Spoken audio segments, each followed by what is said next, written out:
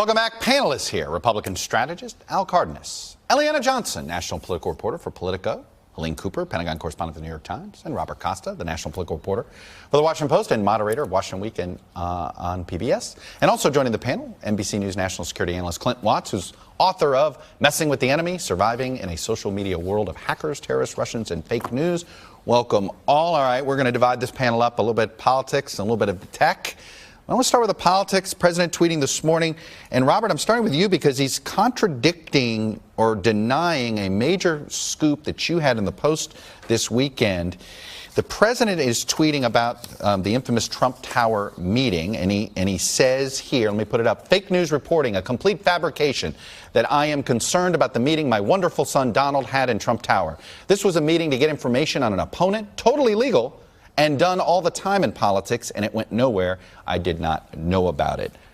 It's the president admitting that his son had a meeting with Russian operatives to get dirt on Hillary Clinton.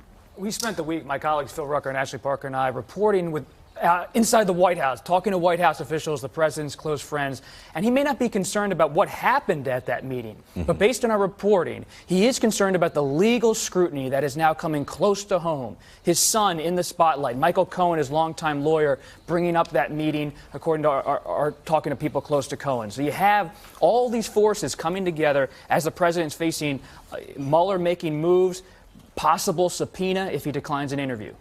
Eliana, what's going on here? You know, we knew before that the president was concerned about this meeting, concerned enough to get White House staff involved in crafting a response to something this White meeting. House staff with now legal fees is really happy about. Exactly. And all aboard Air Force One crafting a response, something that they then denied, and now we know is not true. But I think we see a persistent theme. The president was going crazy on Twitter all week of behavior that is something like he's behaving sort of like a commenter on a website. Rather than like the president of the United States. And the excuse we get from the White House is that these are just his opinions. Yeah. But as president of the United States, he doesn't really have the luxury of merely opining. Right. His opinions have ramifications about the news media, about ongoing federal investigations, about the Manafort trial. Right. These are things he simply doesn't have the luxury of simply blurting out. Al, I believe you are a designated lawyer for this panel.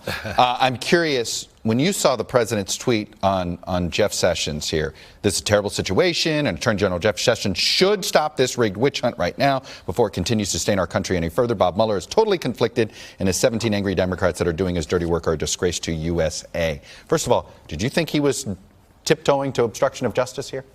When I read that tweet, I went back and looked back at the articles of impeachment for Richard Nixon, and they were all based.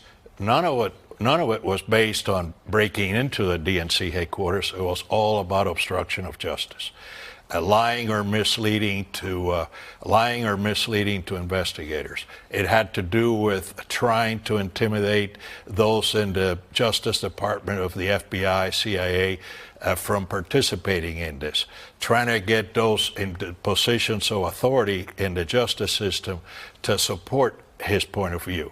And that was the crux of the Nixon impeachment. Now, you look at these tweets, there's no doubt in my mind that Bob Mueller has one prosecutor doing nothing but looking at these tweets, looking where that red line is, and see how many times they may have stepped over the obstruction boundary line. You know, it's fascinating, Helene. You now have a White House and his lawyers. They're no longer defending him. They're just simply trying to explain him. This is how they handled that tweet this week. It's not an order, it's the president's opinion. He used a medium that he uses for opinions, Twitter. He used the word should, he didn't use the word must. And it's the same thing I just saw with Senator Blunt. There is a lot of discomfort in just defending him blanketly anymore. So if you're not going to criticize him, then you just explain him.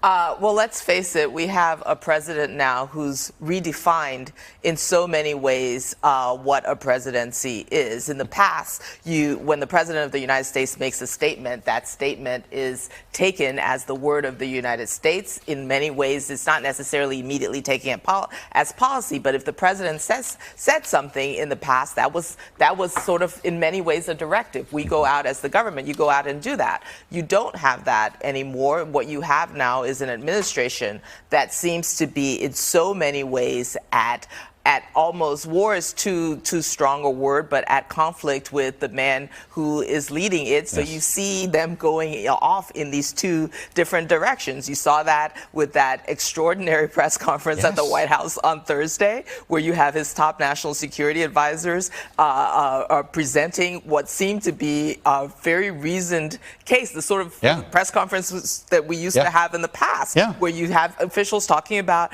interference in the election. They're presenting all of the evidence and they're talking about what they're doing about it. And hours later, you see what President Trump did. So this is not, we're still, it feels like we're still using the ordinary definitions of a presidency that's anything but. That tweet was incredible in two ways. All of us, if our bosses tell us you should do something, it's an order. Take that as an order. But Jeff Sessions didn't respond that way. So it's amazing that the president's subordinates don't take his orders as orders. Let me bring Clint Watson here. It was a nice segue to get into the technical aspect. Look, you heard Dan quotes. We want to have a legitimate election. What he didn't say is we're going to have the elections we already know is going to be legitimate. That was a little disconcerting to hear. Look, you've studied this threat. You worked on it at the FBI. How serious is this threat, and how concerned should we be for November? The biggest fear we should have in this country is that people don't trust institutions and elected officials, and elections are the cornerstone of our democracy. So if there is just one state that can't audit and verify through some sort of backup its vote, it tells all of our adversaries, all you need to do is hack in one voter database. Just try. One precinct, maybe. One precinct, and you can create the conspiracy, as we saw last election, that your vote didn't count. How easy is it? Very easy. We've seen hackers going both at these hacker competitions and just since the election in 2016 go and easily break into different digital machines. And just creating this provocation, you don't have to hit the machines, just hit a database. This is super simple, and the states can't defend against this. The other part of this that you've really honed in on for us, and you did it in that Senate testimony, is the social media interference. Right. And there was a new phenomenon this week that a bunch of us had to explain to the public, something called QAnon, right? And it is in the sort of the dark recesses of social media of sorts on Reddit and places like that, not really less on Twitter. QAnon apparently is some elaborate, it takes one conspiracy and puts them all together. Donald Trump is either this secret deep state superhero or John F. Kennedy Jr., who apparently they don't believe is dead. Right. Tell us some more about these people. This has always been the big fear, is Russia opened the playbook for the rest of the world to copy. This is super cheap, and whether it's political interference and manipulation or just social manipulation, this gives everyone the ability to push a falsehood, which leads to a public safety issue. QAnon, this idea that there is a secret source inside the intelligence community. Oh my, we've worried about this before with the NSA, and now we're talking about them leaking information. This again plays into this narrative that you can't trust institutions. So if you're a foreign interference player like Russia, what do? You just amplify QAnon. You don't have to make it. There is so much fake news in the U.S. right now. They don't need to create manipulated truths. They can just ride them. But Robert Costa, it's not just Russia amplifying. You said you thought you saw the president actually make the number 17, like, just to believe it or not, they're numerologists too. I mean, this is sort of some, I'm sorry, it's some rabbit hole stuff, so I apologize. But Q is the 17th letter, and 17 is their code word.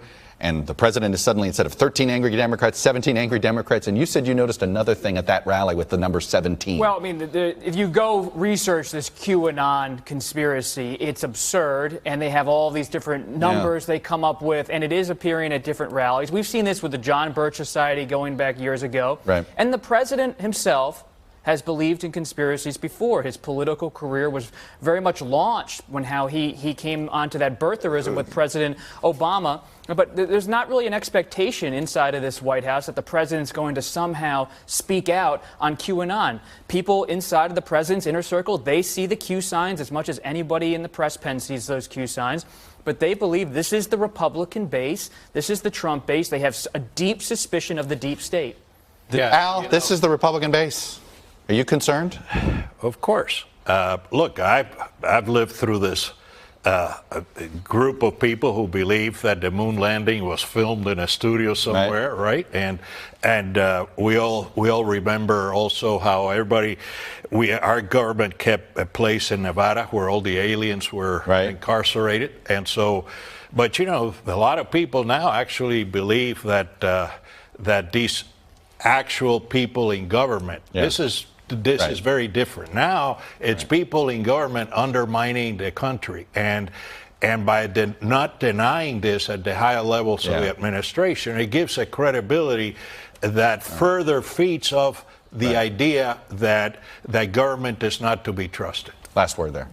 Whether it is election security or putting down conspiracies and social media influence, it's about leadership. We saw Senator McCain do this before when he was campaigning against No, he's not a Muslim. He turned to the crowd and said no, and that shut that down. Same with that press conference on Thursday. The leader of the country is the one responsible for integrating that. We had the top guy in cyber there. He's not there anymore.